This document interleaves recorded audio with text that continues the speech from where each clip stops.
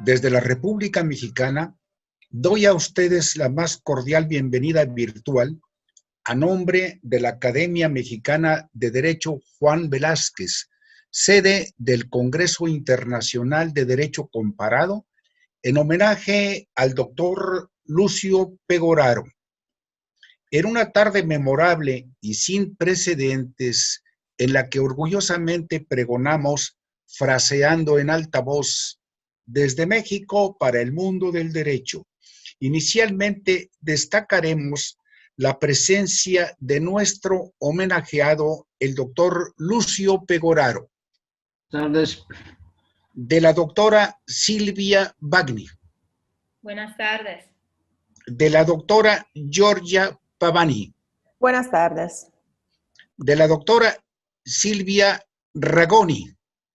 Hola, buenas tardes. Sí, son profesoras titulares de Derecho Comparado de la Universidad de Bolonia, Italia. Y bajo la producción y coordinación de los trabajos de este congreso, el doctor José de Jesús Naveja Macías, presidente de nuestra Academia Mexicana de Derecho. Buenas tardes a todos. En este día primero del mes de noviembre del 2020, se declaran iniciadas formalmente las actividades de este congreso. En estos momentos estamos enlazados con los 32 capítulos de los diversos estados de la República Mexicana, América Central, Sudamérica, el Caribe, Estados Unidos, Europa y parte de Asia. Permítame ustedes dar lectura a una apretada síntesis curricular del doctor Lucio Pegoraro.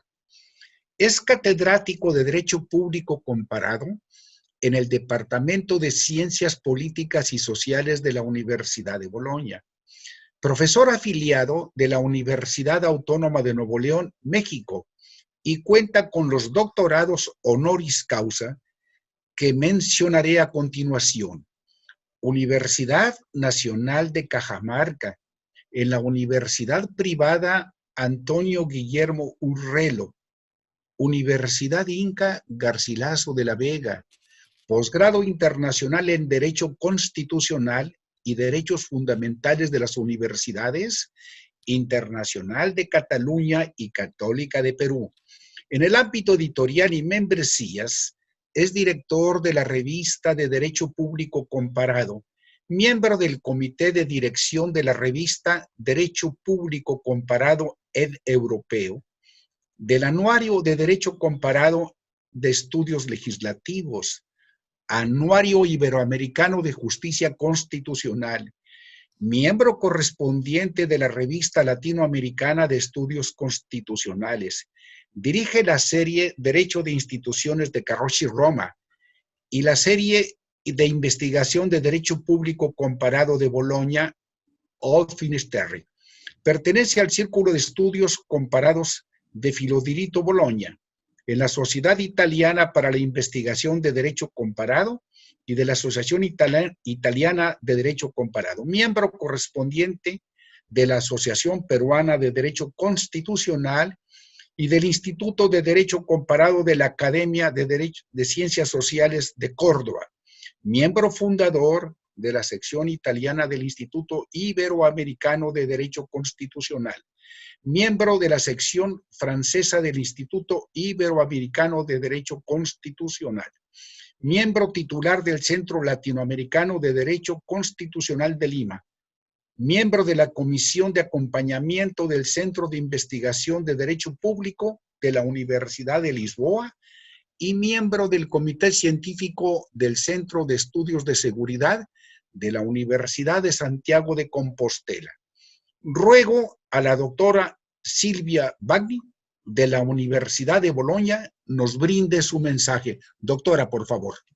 Como yo voy a retomar la palabra al final de la clase magistral del doctor Lucio Pegoraro, mi querido maestro, voy a limitar esta intervención simplemente para agradecer muchísimo a la Academia Mexicana de Derecho, en la persona de su presidente, José de Jesús Naveja Macías, por haber empujado y curado con muy cuidado y competencia la organización de este homenaje a la trayectoria académica de nuestro querido maestro. Entonces, solo esto para el momento. Al final de este evento retomaré la palabra para algunas elogios de las cualidades humanas y científicas del homenajeado. Gracias. Cedo el espacio a la doctora Giorgia Tabani, quien nos presentará su calificada visión y alcances de nuestro evento. Doctora, por favor.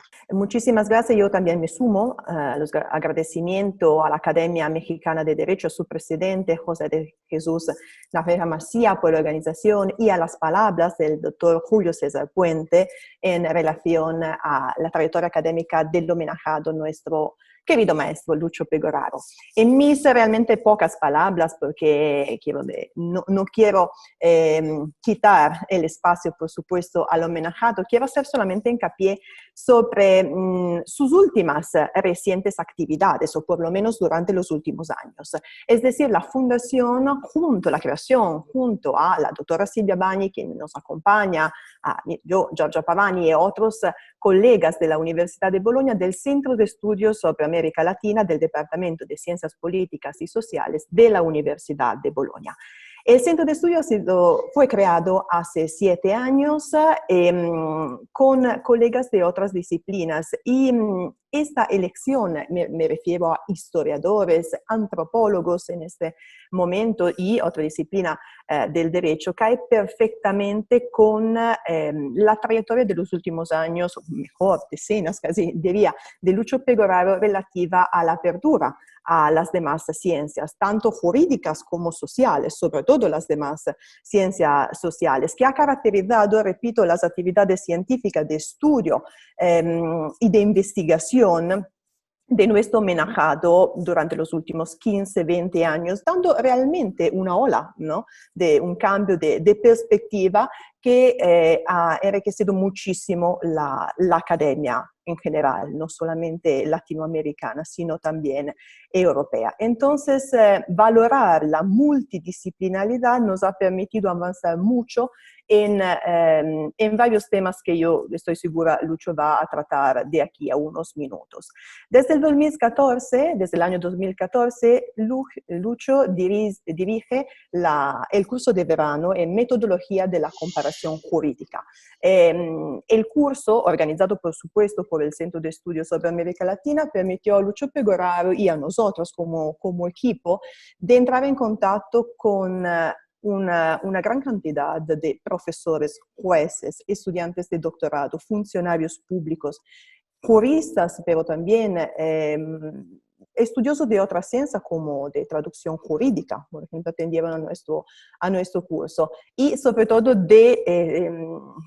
así verificar, si podemos decir, la calidad humana de Lucho, que desde siempre, además del curso, organiza constantemente reuniones paralelas para seguir hablando claramente de los grandes temas del derecho comparado, pero también para conocer, para entrar en contacto con tantos estudiantes, estudiosos y profesores de otros países. Este año, en el 2020, debido a la situación sanitaria que todo el mundo está viviendo, organizamos el curso en versión online y en el cual Lucho efectivamente dio una excelente prueba de manejo de las plataformas informáticas.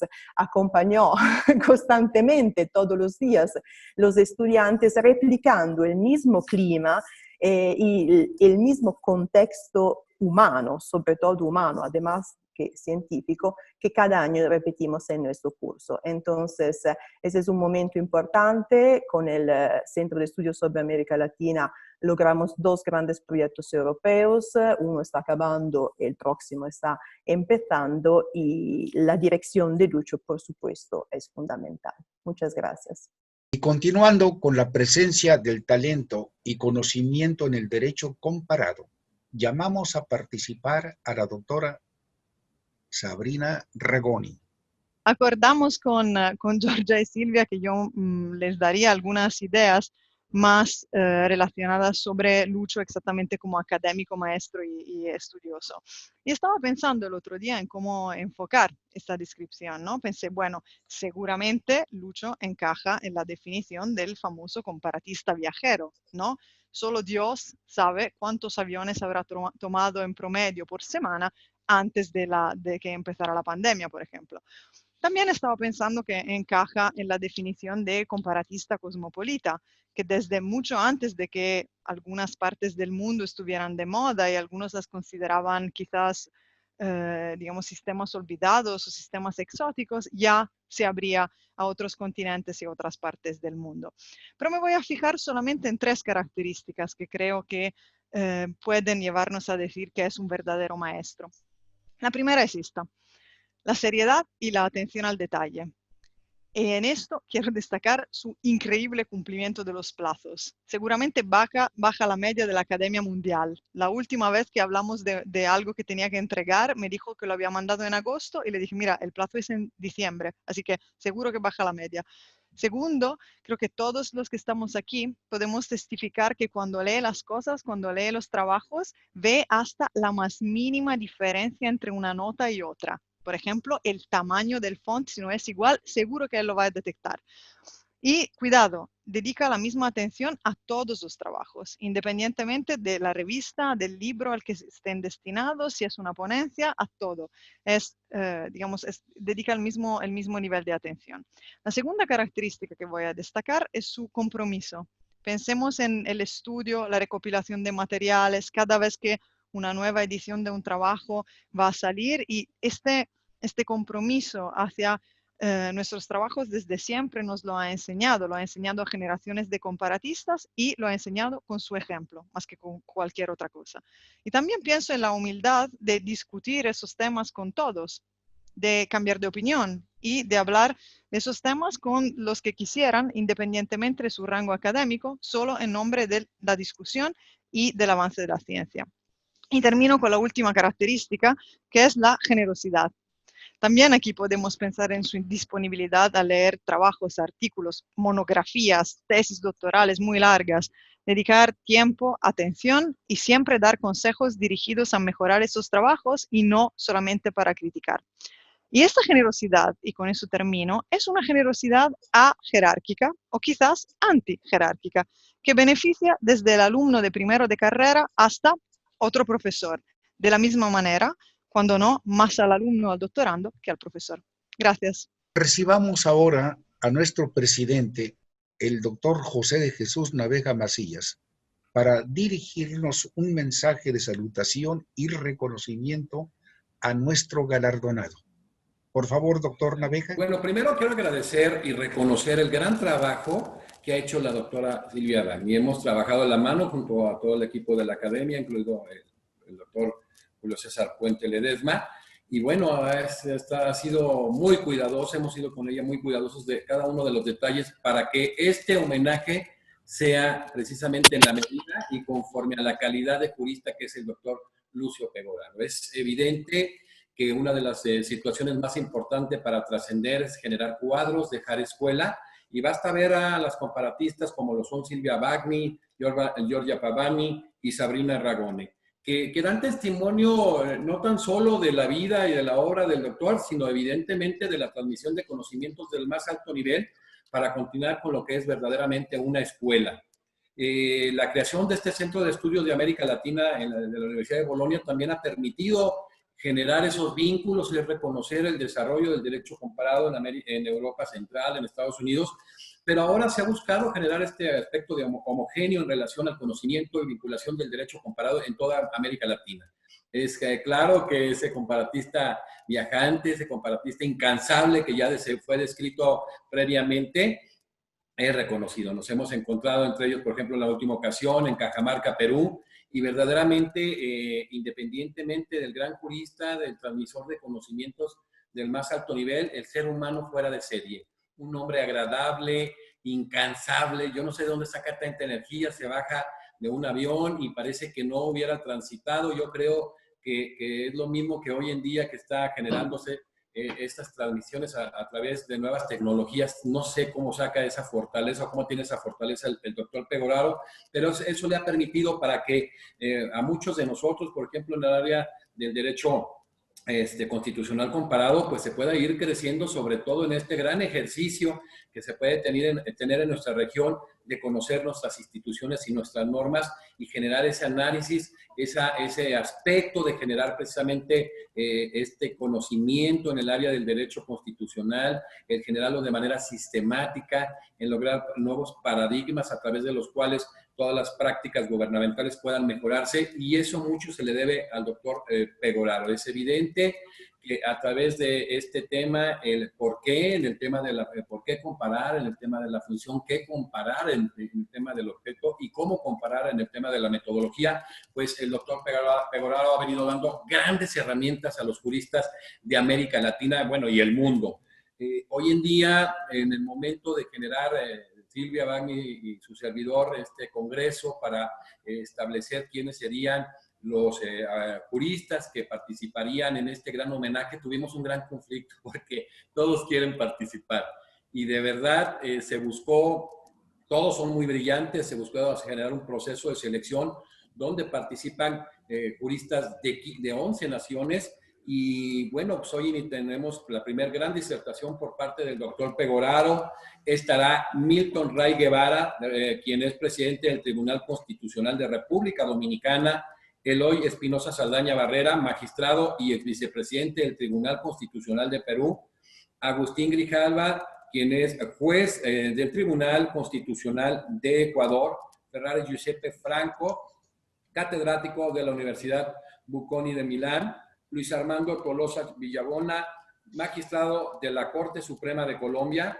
Rosario Tur Alcina, miembro del Comité Científico Asesor del Anuario Iberoamericano de Justicia Constitucional y profesora de Derecho Constitucional. Jorge Chediak, en 3 ocasiones presidente de la Corte Suprema de Justicia del Uruguay. Cecilia Sosa Gómez, primera presidenta de Corte Suprema en el continente americano, 4 ocasiones presidenta de la Corte Suprema de Justicia de Venezuela. Néstor Pedro Sagüez, presidente del Centro Argentino de Derecho Procesal Constitucional.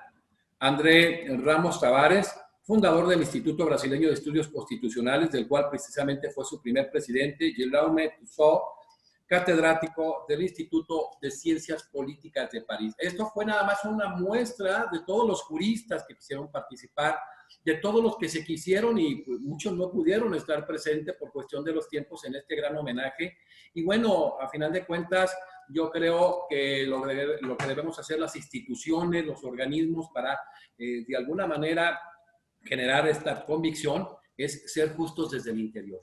Y un aspecto de justicia es el reconocer una trayectoria tan importante como la del doctor Lucio Pegoraro, el reconocer su gran esfuerzo, la escuela que ha venido dejando en el mundo, en el caso concreto agradecerlo en nuestra región en América Latina y reiterar que para la Academia Mexicana de Derecho Juan Velázquez es verdaderamente un orgullo haberlo instaurado por decisión del Consejo Directivo Nacional como miembro honorario. Vaya este reconocimiento, vaya este homenaje para reconocer al mejor comparatista del siglo XX y XXI. Muchísimas gracias y felicitaciones, querido doctor Lucio Pegoraro, a quien le decimos con mucho cariño, Lucho Pegoraro. Gracias, doctor. Doctor Lucio Pegoraro, tiene usted la palabra y lo escucharemos con atención y respeto. Adelante, por favor. Muchas gracias. ¿Qué puedo decir? Tengo un poco de conmoción por un homenaje tan importante con tantos amigos. En primer lugar, los organizadores, don Julio César Puente Ledesma, José, por supuesto, recordando los tiempos de Cajamarca, y Silvia, que ha colaborado, pero todos mis discípulos. Una frase que me gusta recordar, y muchas veces la recuerdo, es la de Leonardo da Vinci, celebrado por un aniversario el año pasado, que decía: Cristo es el maestro que no supera sus... tristos son los discípulos que no superan sus maestros. Y mis discípulas, amigas, colaboradoras, están en el camino de superar el maestro. Y puedo decirlo sin dudas que la satisfacción por un catedrático es encontrar una escuela que pueda no solo continuar, sino superar. Porque la ciencia, esto es, añadir cosas, no repetir cosas. Entonces, sea la primera generación de mis discípulos, la de la época de otra universidad de Trieste, con Angelo Rinella, con el cual dirigimos una colección con Astrea de Buenos Aires y otras cosas, Serena Baldín, que también se ocupa de Latinoamérica, mucho. Giorgia, Silvia y Sabrina son las últimas y yo espero que cuando me jubilaré sigan estudiando con la misma pasión que tengo yo. Quiero también agradecer el Parterre de Roi que ha mencionado José de Jesús, todos los amigos, a principiar de Milton Ray Guevara, presidente de la Corte de Santo Domingo, hasta en orden el hoy del Tribunal Constitucional de Perú, a través de Néstor Sagüez, André, Guillaume Tussaud, Cecilia Sosa, Charo Tur, l'amigo y colega José Pucci, se llama Pucci, Ferrari de la Universidad Bocconi de Milán, y los magistrados de Colombia, de Uruguay y en esto. La palabra subversivo, pese al riesgo de ser interceptados por Echelon y entrar en los archivos de la National Security Agency, cuando se dicen palabras peligrosas. No, subversivo es una palabra acuñada por una profesora de Escocia que enseña en Francia, Horacia Muirwatt, que habla de la función subversiva del derecho comparado. Porque el derecho comparado obliga a tomar posiciones distintas de las que toman los constitucionalistas estudiando los derechos de vez en vez, mexicano, uruguayo o argentino, italiano, francés, etc. La subversión deriva del hecho que miramos a la norma, a la Constitución, de manera particular, externamente. Lo que nos obliga a renunciar a axiologías de valores, nos obliga a renunciar a una mirada monística del derecho y implica renunciar a evaluar el mundo a través de nuestros esquemas de valores. Lo que no implica que no tenemos valores, porque este relativismo implícito en la mirada comparatista del mundo es lleno de valores, y sobre todo el valor de respeto de los otros, la renuncia a tener una verdad y una sola verdad. Esto es la metaética de la ciencia comparatista. Hago un ejemplo muy simple. Analizar la nueva Constitución cubana, solo pensando en su adherencia a los valores de dignidad y derechos humanos, significa hacer una parametrización totalmente eurocéntrica, euroatlántica de una Constitución, de su conexión con una cultura donde se mezclan aspiraciones indígenas y Caribe.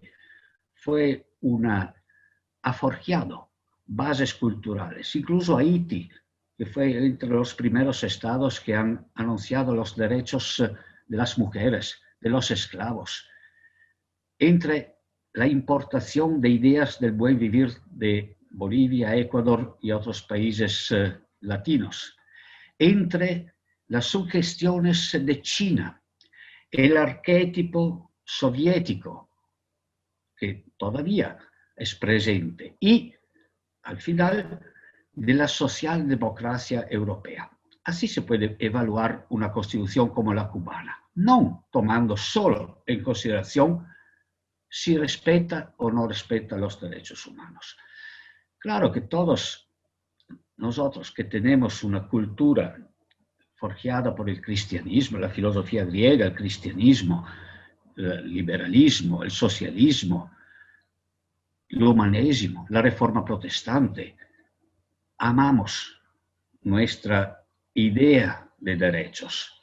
Pero hacer comparación significa pensar en otros valores, los valores del buen vivir, la armonía, Pachamama, la naturaleza, del Ubuntu africano, que es también referencia a las tradiciones, de la armonía chinesa, Ekshei, o japonesa, Amae.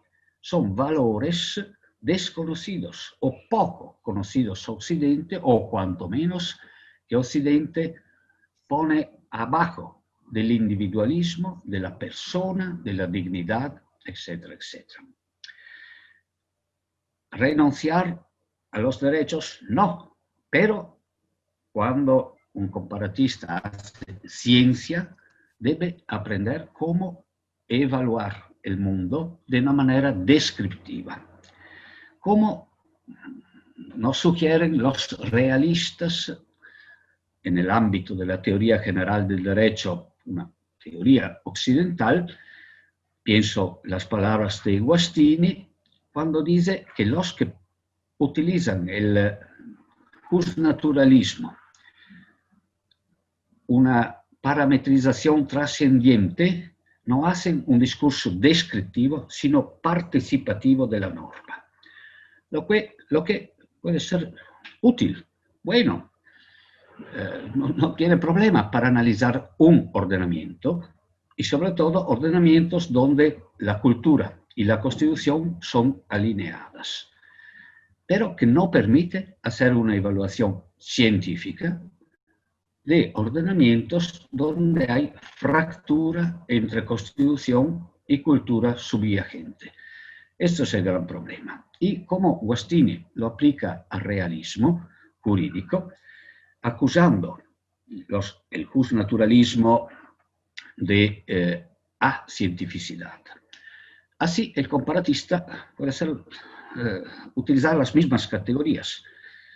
Nosotros debemos distinguir nuestra participación en la construcción de un derecho en nuestra comunidad, en nuestro Estado, del análisis científico de los demás ordenamientos jurídicos, no solo estatales, sino comunitarios,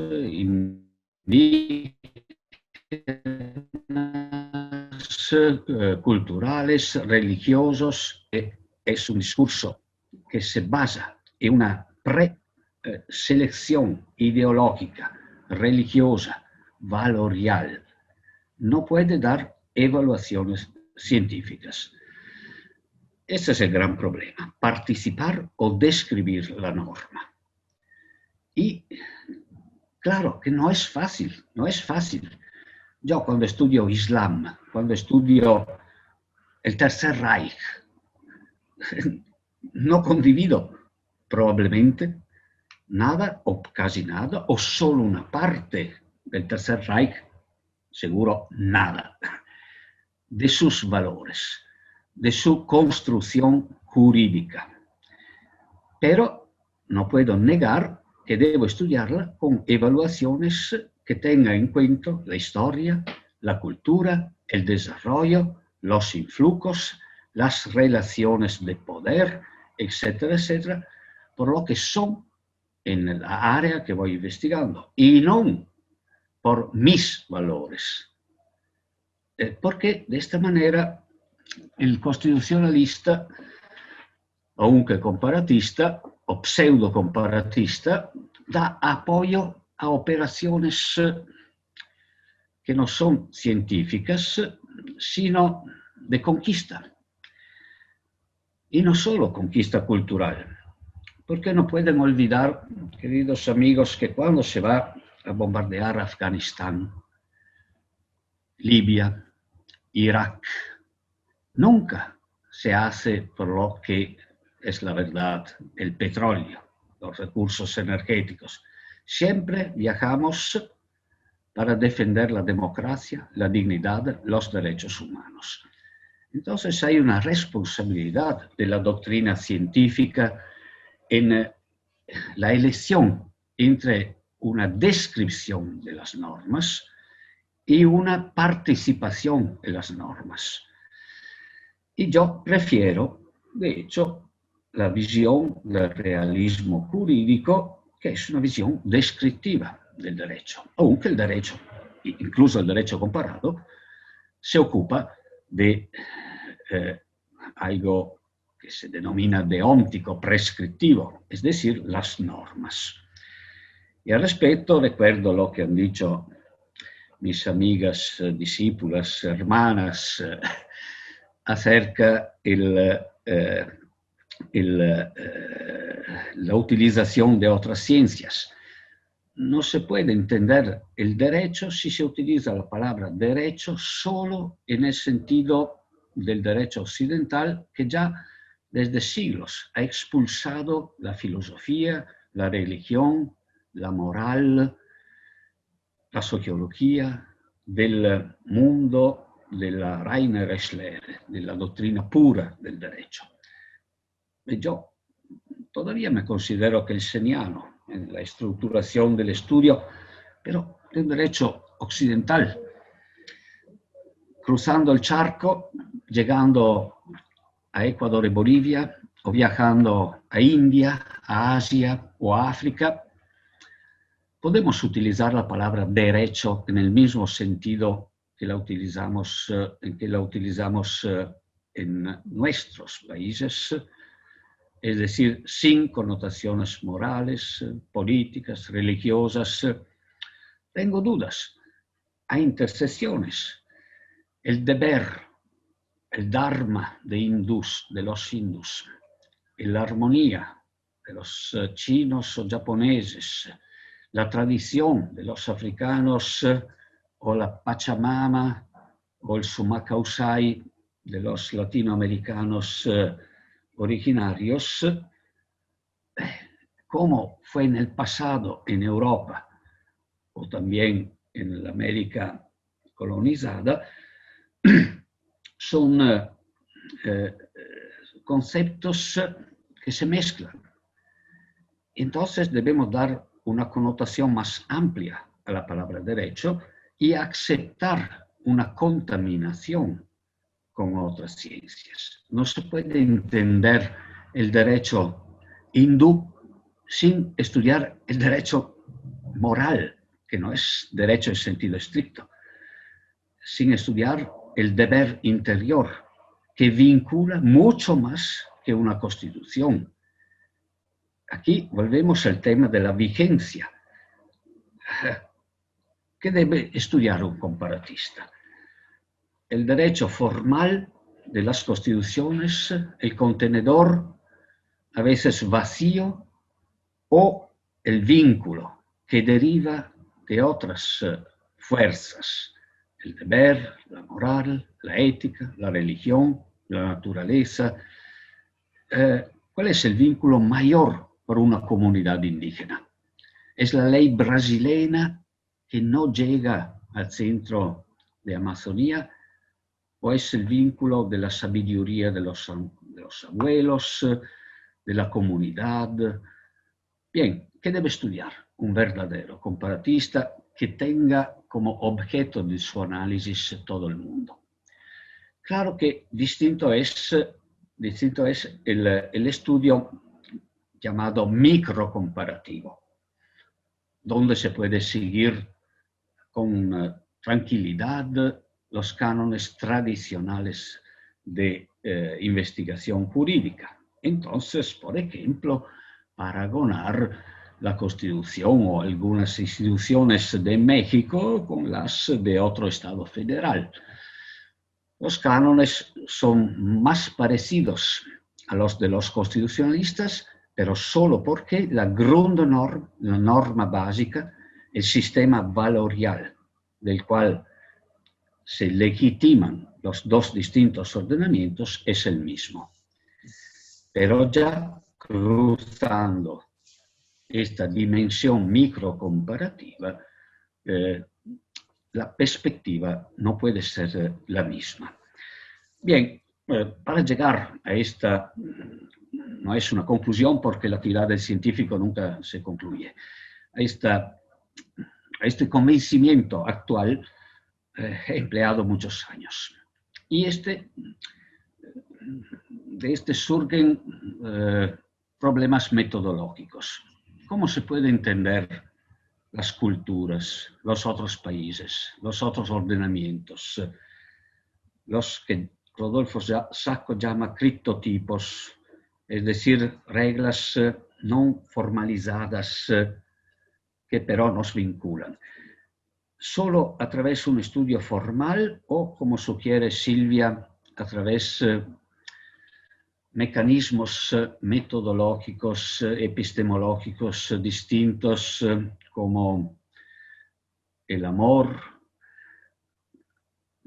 ¿Qué tiene que ver el amor con el derecho?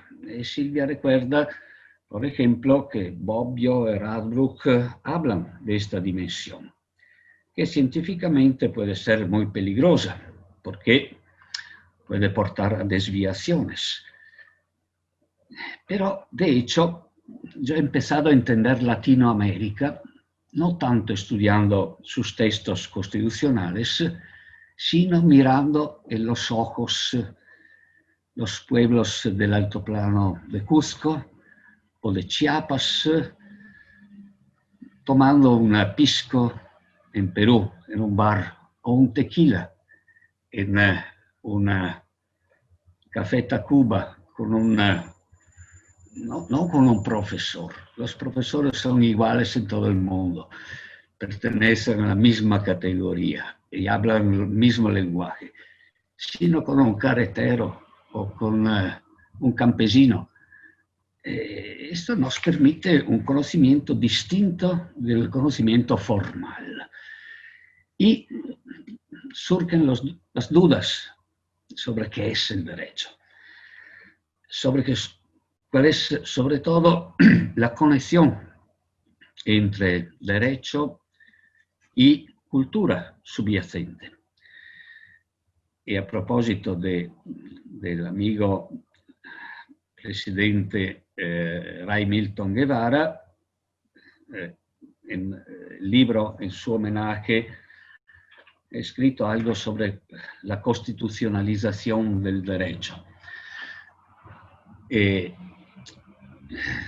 La constitucionalización no se puede hacer por importación, no se puede hacer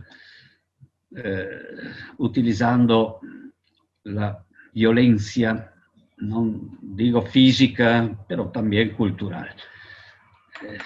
Los valores surgen en la sociedad y la Constitución debe ser la más cerca posible a los valores. Y en este artículo, otro tal vez que he publicado, me parece también, o se va a publicar en la República Dominicana, he recordado, por ejemplo, la génesis de las constituciones europeas, que encuentran en la lucha al nazifascismo su verdadera base. Y he leído y comentado las cartas de los partesanos condenados a muerte, y partesanas, muchísimas mujeres condenadas a muerte por los nazifascistas, donde se hablaba de derechos poco, de deber mucho, de libertad, de justicia, de patria, de ideología, de futuras generaciones, de pueblo, de internacionalismo. Y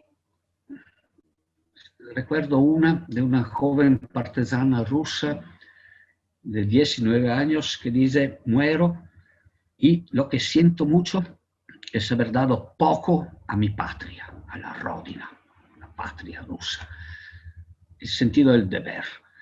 Pero las constituciones del posguerra tienen un alimento en esta maravillosa fusión de justicia y libertad, derechos y deber, lo que no se puede exportar. La gran pregunta es, ¿de verdad el comparatista puede apoyar exportaciones de cosas que no viven en el alma de una comunidad? El concepto de dignidad, al cual todos somos aficionados, liados, porque pertenecemos a la cultura de Kant. Pero, ¿qué sentido tiene en el Oriente Medio? ¿Qué sentido tiene en las montañas de Tíbet? ¿Qué sentido tiene en los altoplanos de Andes? Eso es, no rechazar la dignidad, pero cuanto menos tener la humildad de preguntarnos cuáles son los valores suyos y ser humildes y preguntarnos si la dignidad es más importante, por ejemplo, de la armonía entre naturaleza, individuo, persona y comunidad, que Occidente no pone en la misma escalera axiológica, en el mismo escalón de la axiología, porque la persona o el individuo o la propiedad son la finalidad y la naturaleza y la comunidad están subordinadas. En otras culturas no es así. De aquí mi ataque al neoconstitucionalismo, que pretende pintar de gris todo el mundo, que afortunadamente es un arco iris, donde hay colores distintos y al mismo tiempo franjas que se sobreponen y donde los valores se pueden compartir. Islam tiene la fraternité como en el tríptico revolucionario europeo, francés.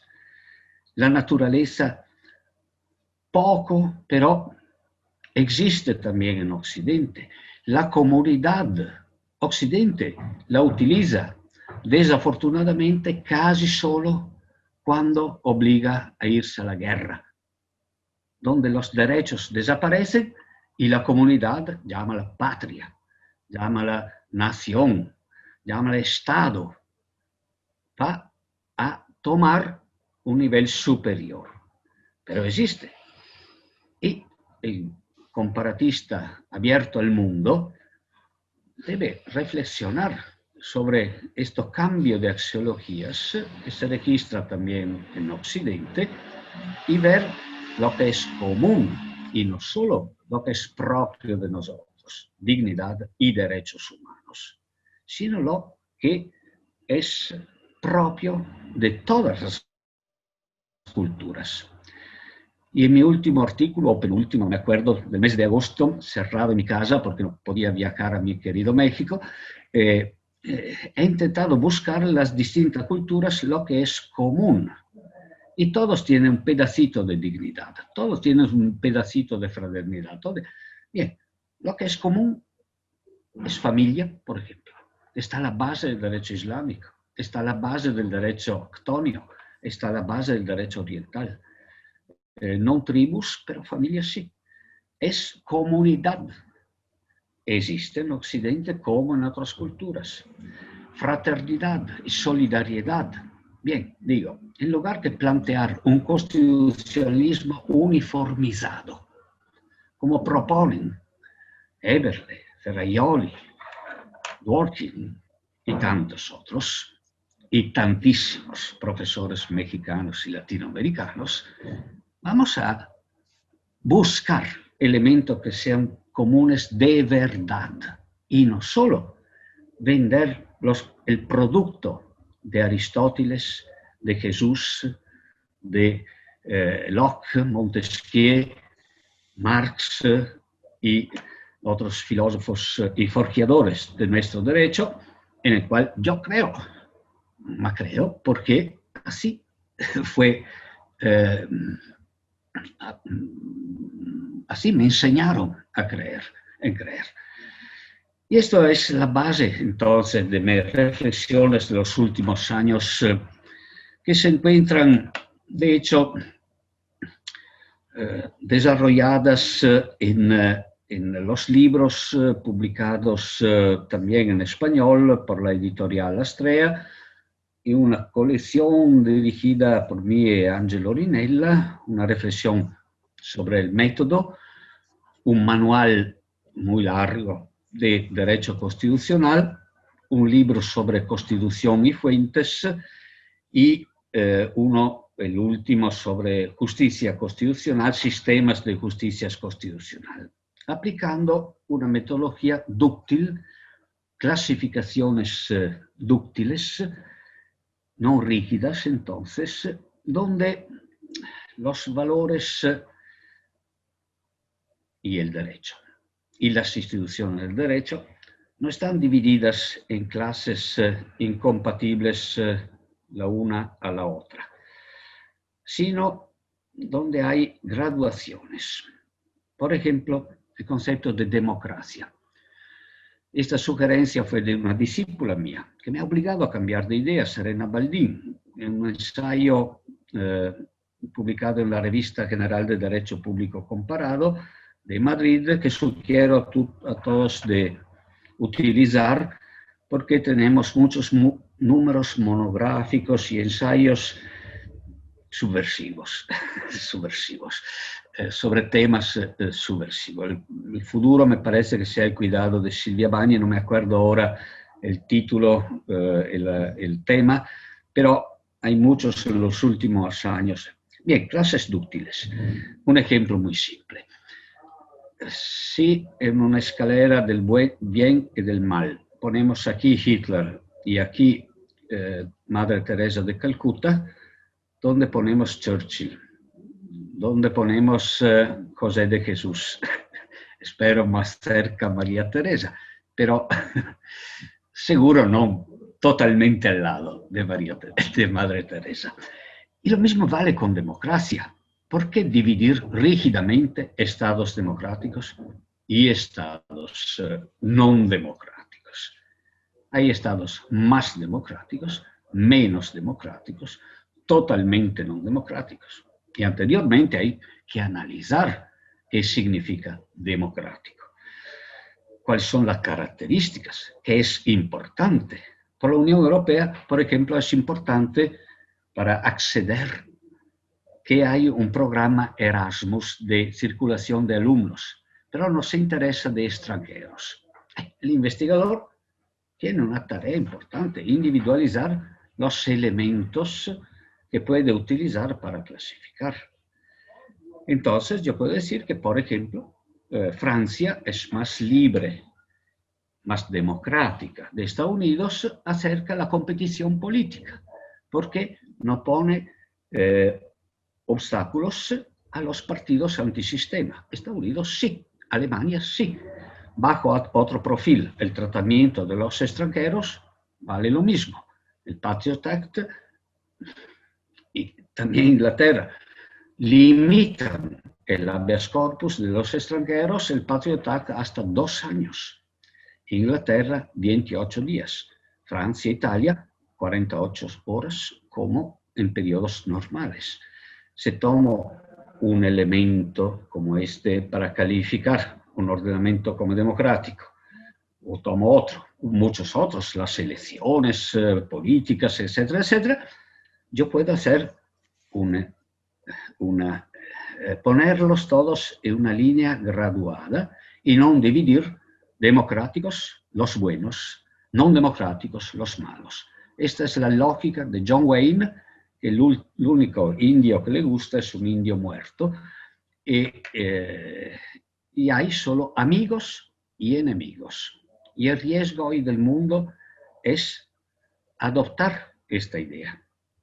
Democráticos y terroristas, que es una categoría traptú, una categoría donde van todos los enemigos, buenos y malos. El comparatista debe ser dúctil, relativista. Es decir, el bien no está todo aquí, aunque a veces hay un Hitler, el mal, perdón, y el bien no está todo aquí. Madre Teresa es única, no hay muchas Madre Teresas. Silvia también le gustaría, está un poquito al lado, no totalmente, junto a Madre Teresa. Esta es la tarea del comparatista hoy. Y, por ejemplo, esta metodología de clases dúctiles se puede utilizar por estudiar cualquier tema. Para estudiar las constituciones, las fuentes del derecho, la descentralización, la justicia constitucional. Bien, los estudios de los últimos años justamente se han basado en los problemas metodológicos, la descomposición de los formantes para estudiar los ordenamientos. Entonces, no solo legislación, sino jurisprudencia, sino cultura, sino la mentalidad del jurista, llegando, por ejemplo, a difuminar la diferencia entre common law y civil law, atacando las mitologías. El juez de common law, cuando no quiere seguir un precedente, no lo sigue, hace un overruling, un distinguishing, dice que el caso no es el mismo, tiene un montón de sistemas. Y el juez de civil law casi siempre sigue los precedentes del Consejo de Estado, de la Casación, del Supremo, porque si no su carrera no tiene el éxito que le gustaría. Esto es. Mitologías. ¿Cómo son mitologías las del concentrado difuso o del político jurisdiccional? Concentrado difuso, Guillaume-Tussaud, que ustedes escucharán en el futuro, en esta serie de intervenciones, fue él a sugerir, entonces, en primer lugar, que no hay teoría general sin comparación y comparación sin una teoría general. Y, sobre todo, atacar la falsa mitología de los modelos de justicia constitucional, pero lo mismo vale por cualquier otra construcción doctrinaria. Una tarea del comparatista es profundizar de verdad en el campo de la justicia constitucional. El sistema estadounidense es difuso. Tussaud dice que no. Y yo he profundizado mucho más. He llegado a la conclusión que nació hiperconcentrado. Más que Kelsen. ¿Por qué? Porque simplemente Hamilton, Jay y Madison pensaban citan en el Federalist solo modelos concentrados. Pensilvania, Cámara Imperial de Maximiliano, y Suiza, que eran modelos concentrados. Segundo, porque la Constitución de Estados Unidos es solo una división de competencias. Entonces, el único árbitro, según la Constitución, es la Corte Suprema, juez concentrado. No podían atacar los derechos a través de un control difuso, porque no existía el Bill of Rights en la visión originaria. Pero todos, vamos a decir, modelo difuso estadounidense. No es así. Nació concentrado como en Kelsen. El único problema en Kelsen y en Hamilton, en Madison, era el control de las competencias de los Estados miembros y de los conflictos entre poderes. Ni más ni menos, no los derechos. ¿Qué podía hacer un juez de, por ejemplo, Virginia? Nada, la competencia para solucionar los conflictos era la Corte Suprema. Bien, entonces, atacar el convencionalismo, la escasas ganas de averiguar la verdad de estas construcciones. Y segundo, bien, hay difusión después de la guerra civil, pero hay sistemas más o menos concentrados, no concentrados y difusos. Sobre todo porque se mezclan las modalidades de accesos a los tribunales. También México tiene una parte concentrada, competencias exclusivas de la Corte Suprema. Y hay donde hay muchísimas en el tribunal centralizado y otras donde los jueces, como Argentina, en parte, tienen una parte de difusión en la posibilidad de declarar inaplicable una norma. Esto, por ejemplo, para aplicar una teoría general y un método al tema de la justicia constitucional. Pero lo mismo vale para la descentralización. Teorías clásicas siempre sistemas federales o eventualmente el subtipo regionales y sistemas concentrados. Es verdad, tengo dudas. Todos los ordenamientos, incluso Ciudad de Vaticano, que tiene, me parece, 3 parroquias, tiene un mínimo de descentralización. Y por esto hay que ver, como siempre cuando se clasifica, cuáles son los elementos importantes. Y es una variante de cada investigador, poner elementos interesantes o elementos superfluos. Y luego distribuir. Hay más y menos descentralización. Pero el jurista subversivo debe también preguntarse si hoy, de verdad, el gran tema del federalismo sea el federalismo territorial. Somos pocos los juristas, son todos conservadores. Yo también, hasta cuando las provocaciones de Serena, de Silvia, de Matteo Nicolini, de Guillaume Tussaud me han convencido a cambiar de idea y decir a mí mismo cuánto bestia fue en los años pasados. Porque un jurista debe ser un científico debe siempre avanzar y aceptar las críticas. Bien, territorial. Sí, fue el gran problema y sigue siendo el gran problema, por ejemplo, analizando los países donde las minorías están concentradas. Y hay núcleos valoriales o cultura jurídica distinta. Pienso en Quebec respecto a Canadá. Pienso en Cataluña o País Vasco, Euskadi, respecto a España. Pienso en Südtirol respecto a Italia. Y así. O en Bélgica, valones y flamengos. Pero hoy el problema del federalismo es el federalismo cultural.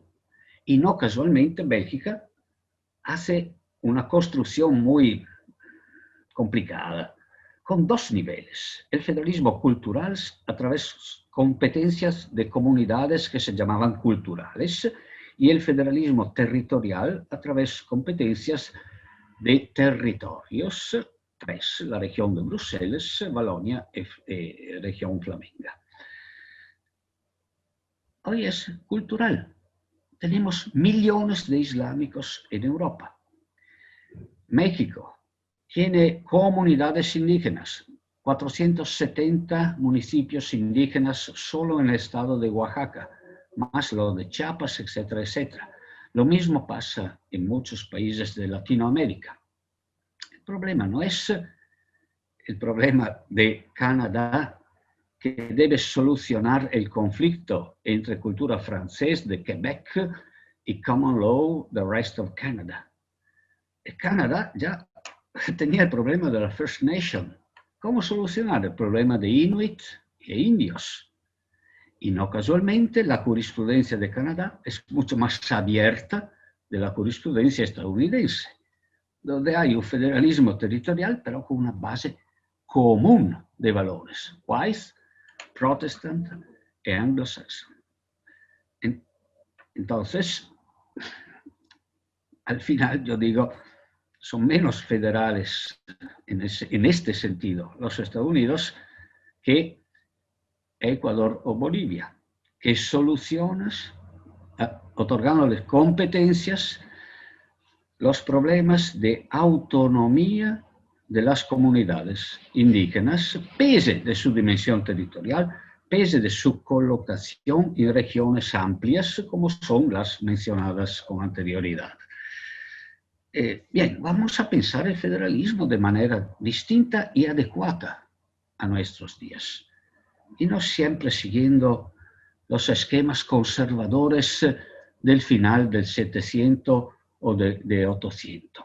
Los problemas de cómo unir en una more perfect union las 13 colonias, estados originarios de Estados Unidos. Hoy tenemos problemas distintos. En América Latina, el problema de un renacimiento de una identidad indígena. En Europa, el problema de migrantes que pueden concentrarse en un territorio o no concentrarse en un territorio. Entonces, de un federalismo cultural más que de un federalismo territorial. Esto es la provocación, la subversión del comparatista que mira el mundo y ve que los problemas no son los que mira normalmente el constitucionalista que estudia su ordenamiento y que aplica la misma lógica a todos los demás, como si fueran todos iguales. El comparatista provoca reflexiones. Y también ustedes, mexicanos o latinoamericanos, pensando en el federalismo, solicito una reflexión sobre un federalismo multicultural y, sobre todo, intercultural, como es el tema de una investigación que nuestro grupo, junto a otros amigos de otras universidades, van desarrollando en estos 2-3 años que vienen. Sobre los derechos, me digan, tengo 15 minutos más, me parece, o me equivoco. Ahora ya debo acabarme. Sí. No, me he olvidado cuando he empezado a hablar. ¿Cuánto tiempo tengo?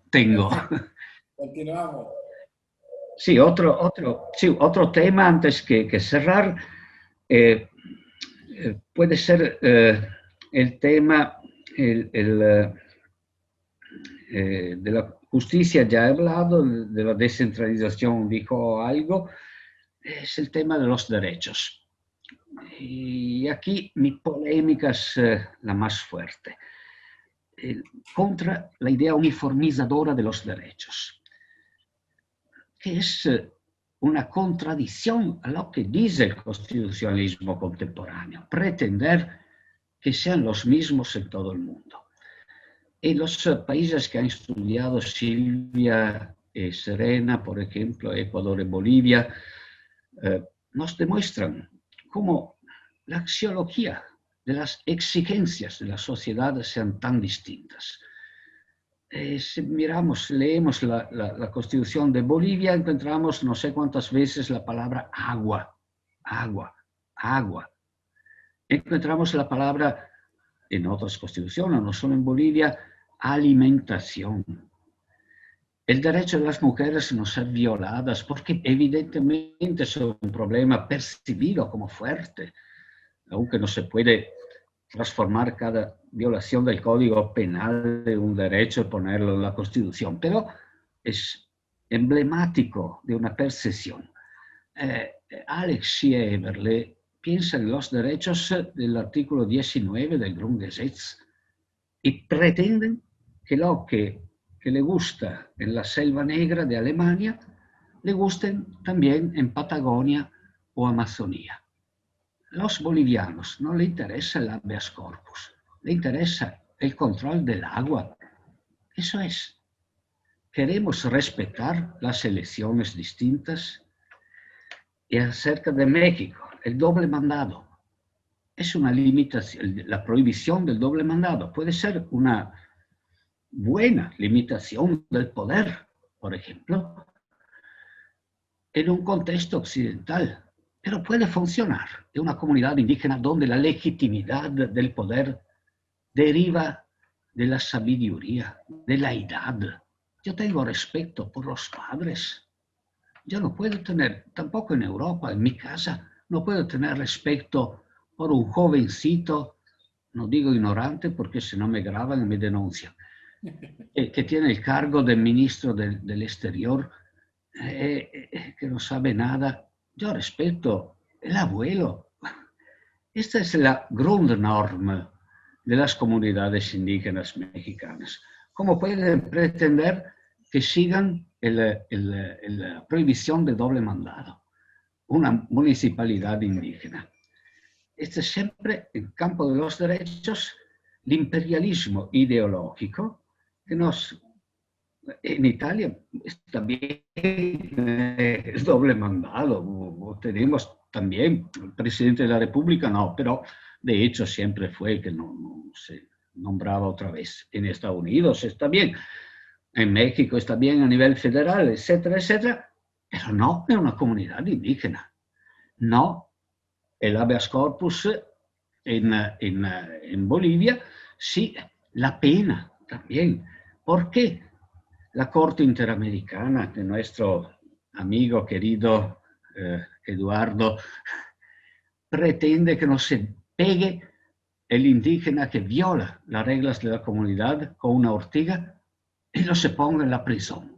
No pertenece a su cultura. ¿Cómo no pertenecía a la cultura europea hasta 100 años o 200 años? La punición física.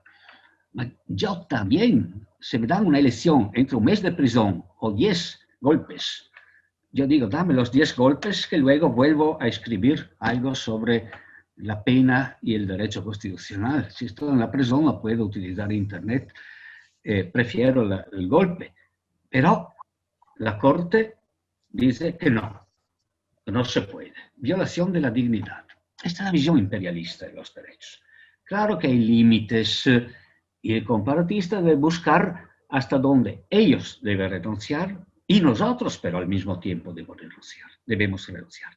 Y esta es la gran enseñanza de la jurisprudencia de África del Sur, por ejemplo, donde la Corte desde los primeros años dijo, bien, si los blancos pretenden que los negros, Bantu, Zulu, etcétera, etcétera, estén vinculados a la dignidad, al mismo tiempo, los blancos estarán vinculados al Ubuntu, a la tradición indígena, que vale para todos. Se busca una integración de los parámetros y no solo una imposición de los parámetros.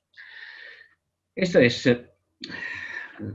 a mi parecer, el modelo que debe seguir un comparatista moderno, un comparatista que quiera estudiar el mundo actual y no solo seguir repitiendo los que dicen los juristas decimonónicos o del 1900 o de los primeros años 2000. Y hay soportes, pero ¿de dónde llegan? Prevalentemente de sociólogos, antropólogos, historicistas, etcétera, etcétera.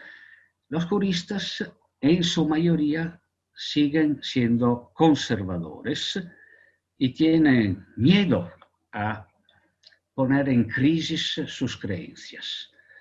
Se sienten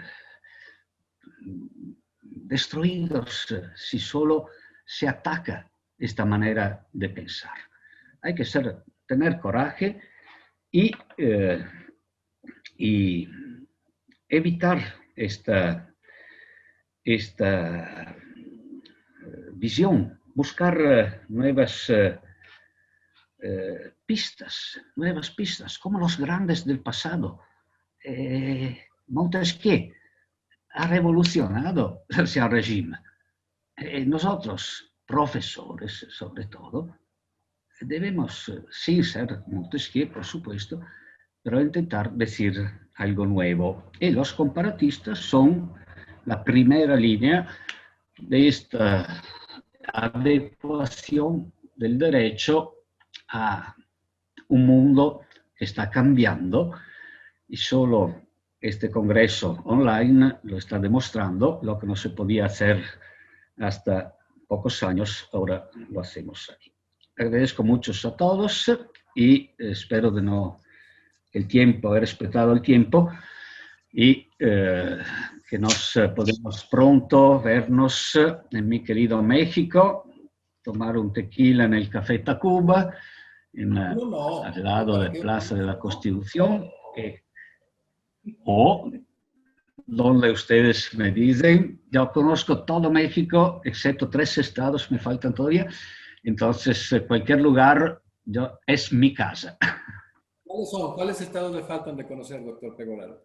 Me falta Quintana Roo, donde fue invitado, pero no tenía el tiempo para irme. Y al final, pero está colonizado por los griegos, entonces... Entonces, no, pienso que sea maravilloso. Me falta Baja California del Sur y me parece Durango, me parece que me falta. De una vez hacemos el compromiso, Silvia, para que La Paz, que es preciosa Baja California, con la Universidad de Baja California Sur, yo hablo hoy, acabamos de asignar un convenio y la Academia Mexicana de Derecho, llevemos en físico el homenaje al doctor Pegoraro. Sí, pero no quiero poner banderillas en cada estado. No. Esa la va a poner. Era una información, no una solicitación para ser invitado. Yo sí lo hago desde este momento. Tengo un... ¿Te parece? No, porque siempre, pero tengo un elenco de invitaciones. El año pasado, en 10 días, fue en 5 estados distintos, de vuelta a Italia, totalmente cansado.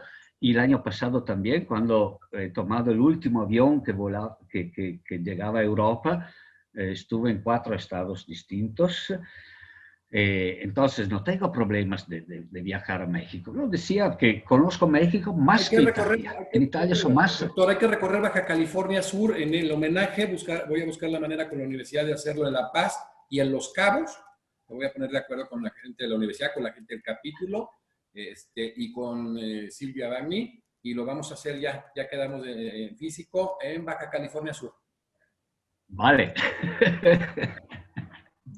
Pues bien, doctor Lucio Pegoraro, hemos sido distinguidos con palabras emotivas y de profundo sentido humanístico.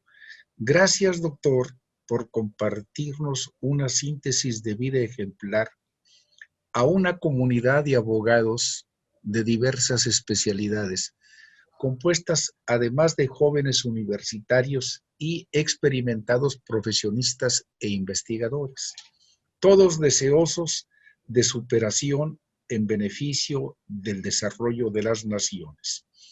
Ahora, el doctor José de Jesús Naveja le hace entrega de un reconocimiento virtual, ¿verdad? Por favor, doctor Naveja.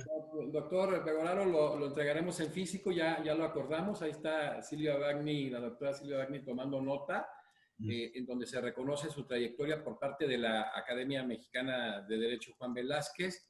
Evidentemente también lo hemos integrado como miembro honorario de la Academia y hoy mismo formalizamos el homenaje en físico una vez que regresemos al estatus de la anterior normalidad. Para generar el homenaje en Baja California Sur con la Academia Mexicana de Derecho Juan Velázquez y con la Universidad Autónoma de Baja California Sur, una de las universidades más prestigiadas en ese precioso estado, para extenderlo a La Paz y a Los Cabos, San Lucas, que son 2 lugares paradisíacos de los muchos que hay en México, pero hermosísimos, haciendo el recorrido. Ahí le vamos a pedir al doctor que lo hagamos exclusivamente en esta ocasión en Baja California Sur, porque ahí los 4 días no le van a ajustar, no nos van a ajustar para hacer el recorrido que haremos junto con Silvia Bagni, ya diseñaremos con quién más este programa, Silvia. Y bueno, pues hacemos este homenaje, le enviaremos precisamente el reconocimiento virtual firmado por su servidor como presidente de la Academia Mexicana de Derecho y por el doctor Juan Velázquez, que es un jurista connotado en 50 años de ejercicio profesional, ha estado invicto, un hombre probo, un hombre reconocido como el mejor abogado penalista de México en los últimos 50 años y que bueno, de verdad para nosotros es un lujo y es un orgullo y es un compromiso reconocer a quienes han dejado precisamente esa escuela que hoy la vemos precisamente a través de las doctoras Silvia Bagni, Giorgia Pavani y Sabrina Ragone, y otros muchos de sus discípulos que disertarán en este Congreso Internacional de Derecho Comparado. Enhorabuena, doctor Lucio Pegoraro. Recibo un fuerte abrazo a nombre de todos y cada uno de los académicos, de los investigadores, de los juristas que integran la Academia Mexicana de Derecho y de los mismos miembros honorarios y distinguidos. Y para cerrar, que quiero que lo haga en su momento y lo va a determinar ahora el doctor Julio César Puente, lo haga Silvia Bagni, pues sí decir que esta conferencia extraordinaria de una mirada subversiva a los grandes temas del derecho comparado en el mundo globalizado inicia este gran congreso. Inicia este gran congreso reconociendo, reitero, todo este trabajo que se ha hecho en ese Centro de Estudios de América Latina y en este curso de verano de Derecho Comparado que estaremos publicitando y que veremos la posibilidad de la firma de convenio para extenderlo a todo nuestro México y a la Academia Mexicana de Derecho.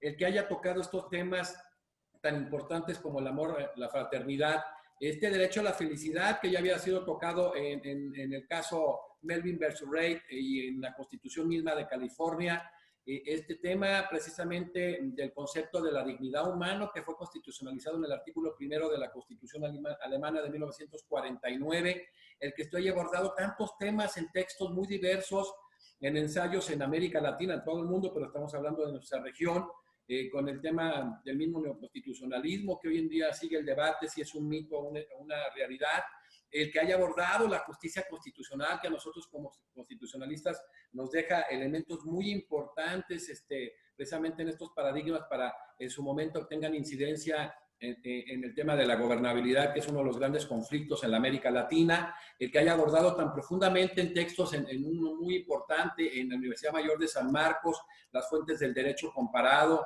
donde hace ese manejo de la metodología de clases, Tupil, y el establecimiento de Civil Law y el Common Law, que de verdad es ilustrativo, y sobre todo esta apreciación que hace usted, que es muy interesante y que va a generar un gran debate en el tema del control difuso, que de verdad, en esencia, nos permite profundizar con algunas visiones nuevas, como dice usted, que ha cambiado a través de sus alumnos y que a nosotros, como constitucionalistas, y ahora en el tema del tema del derecho constitucional comparado, nos permite hacer un análisis profundo, que por ahí Alan Brauer Carías, también conocido de usted, generó un análisis también en relación a la Constitución de 1858 en Venezuela, donde ese control concentrado keynesniano ya lo tienen de alguna manera instaurado constitucionalmente. Y cerrar este tema de que en general la uniformidad de los derechos, que los abogados, los comparatistas tienen que ser estudiosos y lo han sido, lo demostró en su momento Silvia Bagni con una gran conferencia con el paradigma del cuidado, y que hoy en día tomar en cuenta este manejo interdisciplinario que nos permite establecer, por ejemplo, elementos básicos en el dato sociológico para el tema de la igualdad y la discriminación estructural. Pues bueno, doctor Pegoraro, ¿qué le puedo decir yo en mi cierre? Simple y sencillamente que no nada más desde la Academia Mexicana de Derecho Juan Velázquez, sino desde la América Latina, hablando de nuestra región, estamos muy orgullosos de usted, muy agradecidos de todo este debate que ha venido a introducir, y que cada uno de los temas, pues más que del manejo subversivo, es generar sobre todo esto, reitero, el debate, este encuentro de ideas que nos está facilitando en las nuevas tecnologías, pero sobre todo que todos los estudiosos del derecho en las diversas ramas de expertise podamos estar compartiendo y estar sobre todo incidiendo en el derecho comparado. Sabe que lo aprecio mucho, que le tengo un especial cariño, una gran admiración, y que este ciclo de conferencias permitirá, a través de este gran aporte que nos ha generado estructuralmente la doctora Silvia Bagni, pues sobre todo que busquemos que en las currículas se establezca esta rama de derecho. Es tan importante y la hemos descuidado tanto. Ahora que haga algunos pronunciamientos y que los haga la Academia Mexicana de Derecho en este congreso que se generará en homenaje al doctor Lucio Pegoraro, pues estableceremos esta necesidad, sobre todo para las nuevas generaciones y las no tan nuevas. Tenemos de nuevo esa posibilidad del curso de verano de Derecho Comparado, que estaremos emitiendo cápsulas, información y próximamente una firma de convenio precisamente del Centro de Estudios de América Latina de la Universidad de Bolonia con la Academia Mexicana de Derecho. Gracias, felicidades, doctor Lucio Pegoraro, y yo creo que felicidades a los que hemos tenido la posibilidad de que seamos parte de alguna manera de esa gran escuela que usted ha gestado y sobre todo haber gozado de una verdadera amistad. Usted habla del tema de la fraternidad. pues la ha prolongado usted, la ha pululado, la ha generado en América Latina, ha fusionado a los juristas de los diversos países y de las diversas ramas del derecho, y simplemente yo creo que si podemos definirlo en una gran palabra, usted es con el concepto de unidad. Usted ha unido a los juristas de todas las ramas, de todos los países, como ser humano, precisamente, pero como un verdadero académico que ha permeado en toda la América Latina. Gracias, doctor Pegoraro. Muchas gracias. Ahora los saludo con, no sé si tiene la palabra Silvia, pero los saludo con mi himno nacional. La doctora Silvia nos había prometido una participación posterior a la presentación de la ponencia del doctor Lucio. Pues, doctora Silvia, tiene usted la palabra. Permíteme empezar con un pequeño anécdota personal. Yo no tuve la suerte de recibir clases durante mi carrera de grado del profesor Lucho Pegoraro, porque tenía otro profesor. Pero escribí mi tesis de grado con siempre al lado su volumen sobre justicia constitucional. Ha sido mi fuente de inspiración. Y tuvo la suerte que Lucho se incorporase a mi tribunal de discusión de tesis. Entonces, desde ahí, desde aquel momento empezó mi camino de formación y de enamoramiento al derecho comparado junto con él.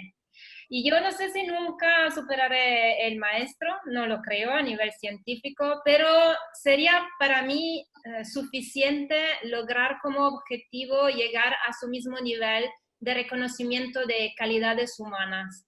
Como es testigo todo cuánto lo quieren en todo el mundo, de todo el lado del mundo, que sea Asia y que sea América Latina. Entonces eso ya sería para mí un gran logro.